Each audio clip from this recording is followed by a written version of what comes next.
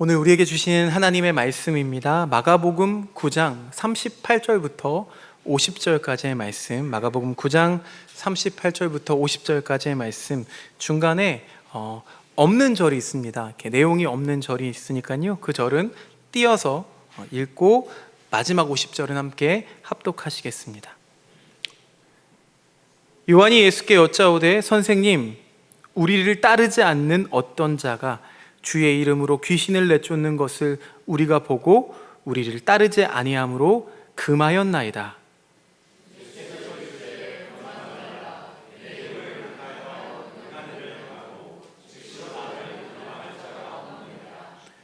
우리를 반대하지 않는 자는 우리를 위하는 자니라.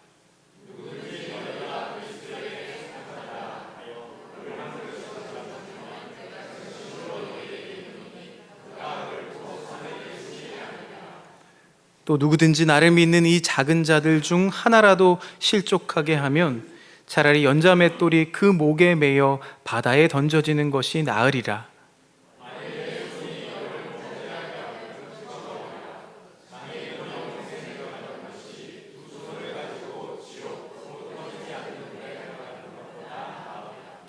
만일 내 발이 너를 범죄하게 하거든 찍어버리라. 다리 저는 자로 영생에 들어가는 것이 두 발을 가지고 지옥에 던져지는 것보다 나으니라.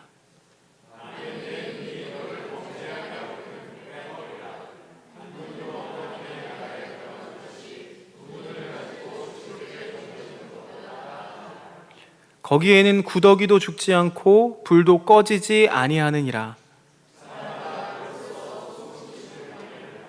50절 함께 읽겠습니다. 소금은 좋은 것이로되 만일 소금이 그 맛을 잃으면 무엇으로 이를 짜게 하리요. 너희 속에 소금을 두고 서로 화목하라 하시니라. 아멘. 어느덧 10월입니다. 10월 한 달 동안 우리 교회의 13주년을 우리가 맞이하면서 감사하는 마음과 더불어 우리에게 주시는 주님의 말씀을 함께 나누기를 원합니다. 우리가 사는 세상을 돌아보면 모든 영역에서 분열과 갈등이 최고조에 달한 것 같습니다. 정치, 이념, 국가, 종교, 남녀, 빈부, 나이, 인종 할 것 없이 분열되어 있습니다.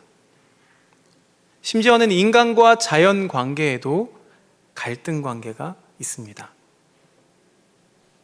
하나님께서 창조하시고 보시기에 심히 좋았더라 했던 세상은 이제 사라진 것만 같습니다. 그럼에도 우리가 여전히 절망하지 않고 희망을 품고 사는 이유가 있습니다. 하나님께서는 그루터기를 남겨두셨거든요. 즉, 이 땅에 남은 자들을 남기셨다는 믿음 때문입니다. 하나님께서는 이 남은 자들을 통해서 지혜의 말씀을 들려주시고 또 순종하게 하셔서 이 세상을 화목하게 하는 사명을 감당하게 하실 것을 믿습니다. 그러나 이 화목으로 향하는 길은 매우 좁고 험합니다. 많은 사람들이 걷기가 어렵습니다. 그렇지만 그 길을 함께 걸어가는 길벗들이 있기에 마침내 하나님께서 보시기에 심히 좋은 세상을 다시 회복할 것을 저는 믿습니다. 오늘 함께 예배하는 행복을 나누는 하나교회 교우들은 이 길을 함께 걸어가는 길벗입니다. 길벗들과 다시 함께 인사 나눠볼까요? 함께 끝까지 걸읍시다. 이렇게 인사했으면 좋겠습니다.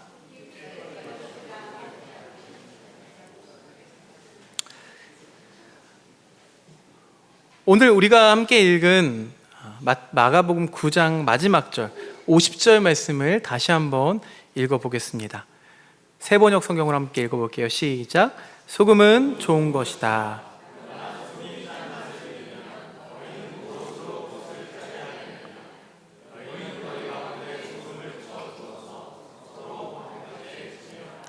아멘. 오늘은 소금에 대해 이야기할 건데요. 오늘 이렇게 소금에 대한 이야기를 마가복음 9장 50절 말씀에서 읽을 수 있었고, 또 성경에서는 이 소금을 어떤 의미로 사용했을까요? 먼저 구약 성경 말씀을 함께 봅니다. 출애굽기 30장 35절 말씀인데요. 너는 향을 제조하는 법을 따라서 잘 섞은 다음에 소금을 쳐서 깨끗하고 거룩하게 하여라 라고 했습니다. 분향단에서 피울 향을 만들 때 이 소금을 친다는 거죠. 이 소금을 친다는 의미는 소금을 쳐서 성결하게 하라라는 의미입니다.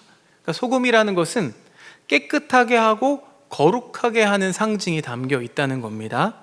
자, 이어서 민수기 18장 19절 말씀 같이 읽어보겠습니다. 시작. 이스라엘 자손이 들어올려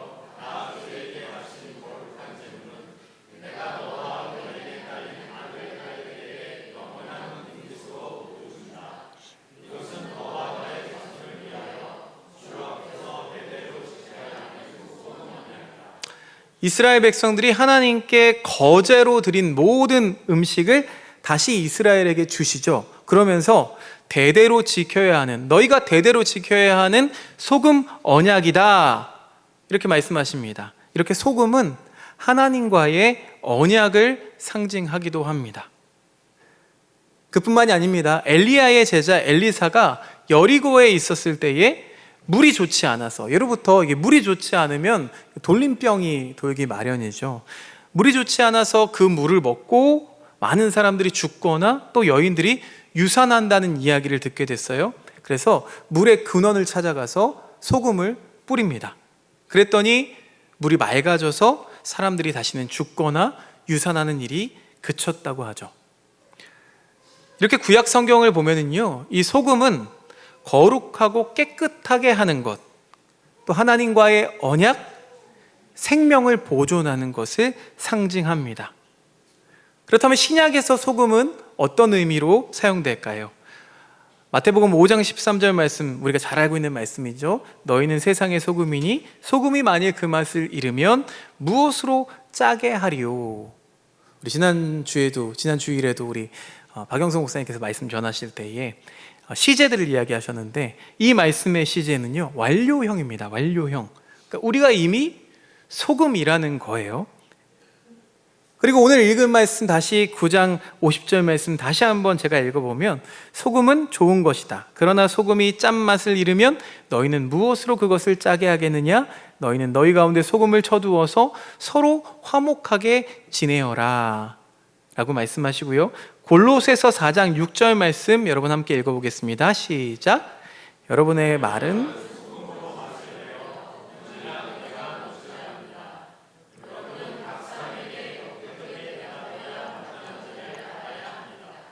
이렇게 신약 성경에서는 이 소금을 다른 어떤 용도보다 맛을 내는 것과 강력하게 연결시킵니다. 신약에서 이 소금의 가장 중요한 역할이라고 하면 바로 맛을 내는 것이라는 거죠.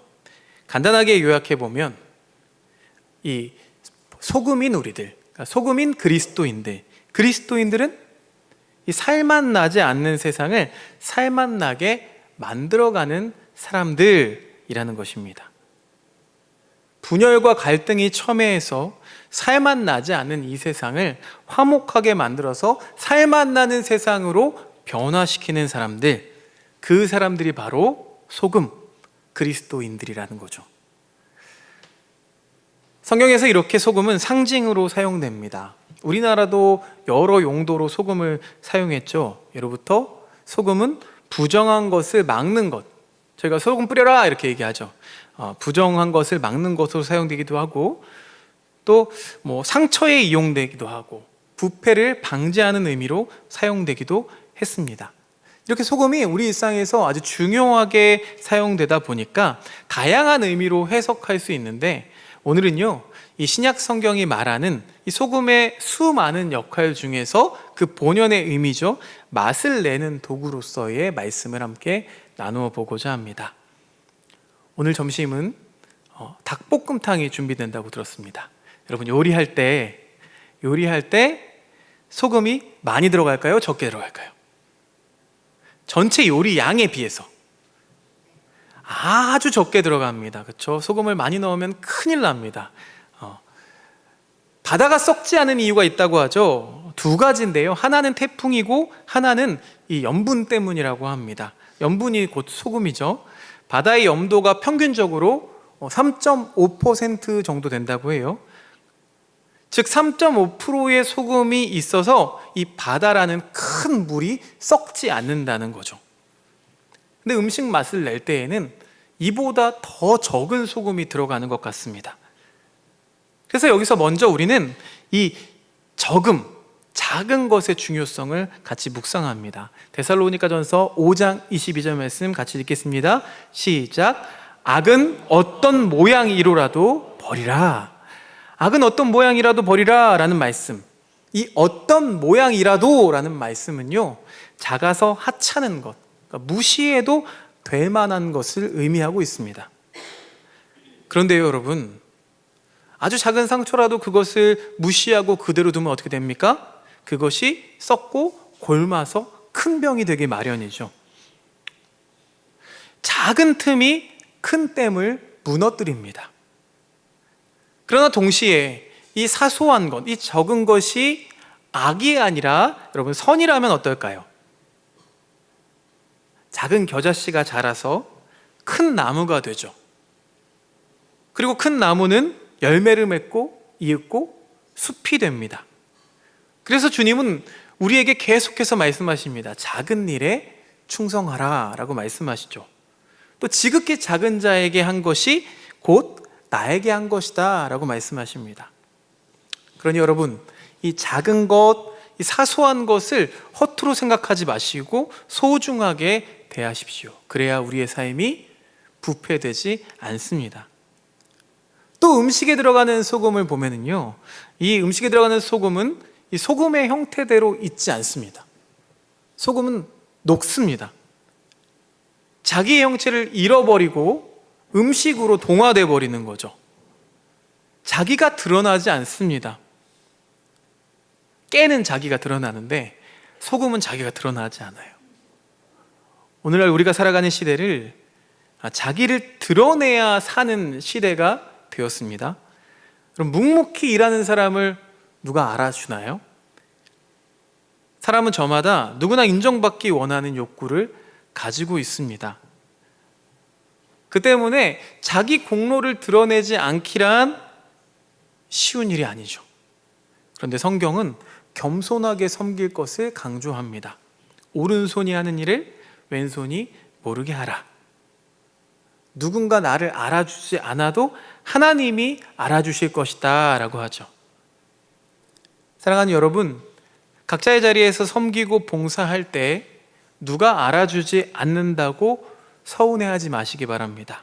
하나님은 모든 것을 아시는 분이기 때문에 그렇습니다. 그러니 사람이 알아주지 않는 것을 오히려 우리는 기쁘게 생각해야 합니다. 그럼에도 불구하고 좀 알아줬으면 하죠. 저도 그렇습니다. 그때는 우리가 살짝만 드러내 볼까요? 왜냐하면 모범도 필요하거든요. 본이 되는 행동도 필요하거든요. 아무리 좋은 일을 한다고 해도 부모가 자녀 모르게 좋은 일을 하면 자녀는 그 부모의 좋은 일을 평생 배울 수가 없는 것처럼 말이죠. 그러나 겸손하고 지혜롭게 나타내야 합니다. 자기 자신을 드러내기 위해서 하는 일은 안 됩니다. 그 순간 우리는 바로 바리새인처럼 되기 십상이기 때문이죠. 그러다 보니 이게 참 어려운 기준이고 어려운 일이라서 아예 안 보이려고 하는 분들이 더 많이 있는 것 같습니다. 자, 이렇게 녹아서 없어지는 일, 동화되는 일, 이 일이 너무나 어려워서 현대인들은 힘겨워합니다. 때로는 이 녹아 없어지지 않는 사람들이 주변에 있어서 또 스트레스를 받기도 하죠. 우리나라는 보통 천일염을 먹습니다. 염전에서 처음 만들어진 소금 여러분 보셨나요? 이 뭐랄까요, 간수라고 하네요. 물이 잘 빠지지 않은 소금, 그 소금을 아주 무거운데요, 그걸 들고 쫙 펼쳐 놓으면은 그 소금은 아주 하얗습니다. 깨끗합니다. 그런데요, 소금은 이 자기 역할을 하기 위해서는 그 깨끗함을 상실해야 합니다. 왜냐하면 소금이라는 것은 주변의 것들을 빨아들이는 성질을 가지고 있기 때문에 그래요. 잠깐만, 이 맛을 내는 용도로서가 아니라 다른 용도로서의 소금을 잠시 이야기해 보겠습니다. 이제 곧 겨울이 다가오는데요. 겨울에 눈이 오면 뭘 뿌리죠? 도로에 제설제를 이렇게 뿌립니다. 여기에 사용되는 소금은 공업용 소금 염화 나트륨이죠. 요즘에는 뭐 염화 칼슘을 더 많이 쓰기도 하고 이 두 가지를 섞어서 사용하기도 합니다. 근데 여러분, 이거 원리를 아시나요? 원리는 아주 간단하다고 해요. 제설제가 주변에 있는 수분을 자기 무게의 14배까지 흡수한다고 합니다. 뿐만 아니라 이 물을 흡수하면서 열을 방출하죠. 그래서 눈이 녹는 원리를 가지고 있습니다. 그런데 여러분, 이렇게 길바닥에 뿌려진 소금, 이 소금이 제 역할을 하게 되면 어떻게 될까요? 시커매집니다. 더러워집니다. 겨울에 추운데 세차를 하는 이유가 있죠. 이 염화칼슘, 염화나트륨 때문에 더러운 게 묻어서 세차를 하곤 하는데요. 이렇게 더러워져야 비로소 자기 역할을 할 수가 있다는 겁니다. 다시 맛을 내는 도구로서의 소금으로 돌아와서 이제 곧 김장을 하게 될 텐데, 여러분, 김장할 때 배추를 절일 때 이 소금이 쓰여지죠. 소금을 절여 놓으면요, 소금의 형태는 없어지고 물만 남아요. 소금물이 나오는데 이 소금물이요, 이 불순물들 때문에 아주 지저분해집니다. 아주 뽀얘지고 막 지저분해져요. 그렇게 자기 소임을 다하는 모습은요, 여러분, 깨끗해 보이지가 않습니다. 저는 저와 여러분들이 또 이 땅의 그리스도인들이 너무 깨끗하지 않았으면 좋겠습니다. 정확히는 너무 깨끗한 척하지 않았으면 좋겠습니다. 구원의 확신 너무 좋죠. 그러나 우리는 이 세상에 몸담고 살고 있기 때문에 결코 이 세상으로부터 자유로워질 수 없습니다. 문제는요, 나는 그리스도인이기 때문에 깨끗하다고, 그래서 더러워 보이는 남을 정죄하고 혐오하고 차별합니다. 그러나 여러분, 우리가 깨끗해서 구원받은 걸까요? 아니죠. 오직 예수 그리스도와 십자가를 통해서 우리는 구원을 받았습니다. 깨끗하고자 하는 걸 제가 포기하라는 말이 아닙니다. 그에 앞서 먼저 내가 더럽다는 것을 깨달아야 한다는 말이죠. 내가 이렇게 더러운데도 불구하고 이 소금 언약으로 인해서 구원의 길에 서 있다는 것, 그건 말입니다. 우리말 우리에는, 우리라는 단어 안에는 구별과 배타가 들어있습니다. 오늘 말씀이 선포되고 있는 이 시점은 예수님이 순환을 예고하시는 때입니다. 예수님이 순환을 예고하실 때마다 이 제자 공동체는 크게 동요합니다. 오늘 이 말씀 바로 직전을 보면은요, 이 제자들끼리 누가 더 크냐라는 다툼을 벌이기도 했죠. 누가 우리인지 또 누가 우리가 아닌지를 가르지 않는다면 또 우리라는 정체성은 사라집니다. 눈은 눈으로 보여야 되고 또 손은 손으로 구별되어야 되죠. 한국인과 중국인도 여러분 엄연히 구별되어야 합니다. 또 기독교 신자와 이슬람 신자 사이에도 차이가 존재해야 합니다. 이런 구별은요, 존재를 지속하기 위한 필수 요소입니다. 그런데 나 혹은 우리를 너무 힘주어서 강조하면 이 정체성은 특권의식으로 변질되기 십상입니다. 그리고 이윽고 특권을 정당화하려는 욕구로까지 발전합니다. 그럴수록 우리 편의 결속력은 강화되고 또 소속감과 충성심은 배가 되지만, 그러나 다른 이들이 함께 하려고 하지 않습니다. 제가 5년간 경험한 이 행복을 나누는 하나교회는 나눔의 방점이 찍힌 교회라고 알고 있습니다. 사이즈는 작을지 몰라도 이 우리라고 부르는 이 울타리 사이즈는 작지 않은 교회입니다. 정말 그렇습니까, 여러분? 대답하셔야 됩니다. 예수님은요, 이렇게 적은 울타리를 가지고 우리와 우리가 아닌 이들을 나누려고 하는 이 제자들에게 공동체 밖에 있는 이들을 금하지 말라라고 오늘 39절에서 또 그들이 상을 잃지 않을 것이라 라고 41절에서 말씀하십니다. 또 어떻게까지 이야기하시냐면 만약에 그들이 실족하게 넘어지게 하면 연자맷돌을 바다에 묶어 던지는 편이 낫다 라고까지 말씀하시죠. 사랑하는 행복을 나누는 하나교회 교우 여러분, 상대를 바꾸고 우리 뜻을 따르게 하는 건 여러분 진정한 평화가 아닙니다. 소금처럼 자기를 쳐내고 자신을 내어줌에 진정한 평화가 담겨 있습니다. 이것이 바로 십자가에서 죽으심으로써 우리에게 화평의 길을 열어주신 주님께서 우리에게 가르쳐 주시는 제자도입니다. 그러니 여러분, 울타리를 넓히기로 결단하고 그것을 교회의 비전으로 삼은 우리 교회의 마음은 이 주님의 마음과 닮아 있습니다. 주님의 길을 따라가고 있습니다.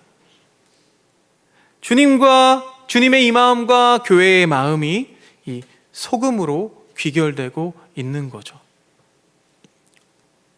서두에도 제가 말씀드린 것처럼 그리스도인은 온갖 분열과 갈등이 횡행하고 있는 이 죽음의 세상을 다시 생명의 세상으로, 살맛 나지 않는 세상을 살맛 나는 세상으로 만들어가는 사람들입니다. 그런 우리들이 바로 소금처럼 사는 사람들입니다. 이 소금처럼 살아가는 이들에게는 열매가 있는데요, 그 열매가 바로 화목이라고 말하고 있습니다. 이렇게 소금처럼 사는 이들은 복을 받는데요, 마태복음 5장 9절에 복이 적혀 있습니다. 마태복음 5장 9절 말씀을 함께 읽어보겠습니다. 시작.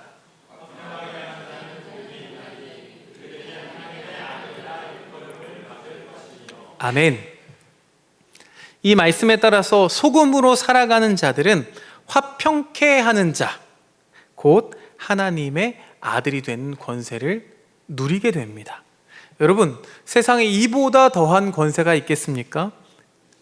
이보다 더한 복이 있겠습니까? 저와 여러분들은 모두 이 복을 누리시기를 주님의 이름으로 축원드립니다. 세상 속에서 맛을 내느라 형체도 없어지고 더러워졌습니다. 그래도 괜찮습니다. 우리가 누릴 진정한 복의 비밀을 주님께서 오늘 우리에게 가르쳐 주셨기 때문입니다. 바라기는 저는 교회가 이 세상의 밥이 되기를 소망합니다. 믿는 우리들이 세상의 밥이 되어 먹히기를 소망합니다.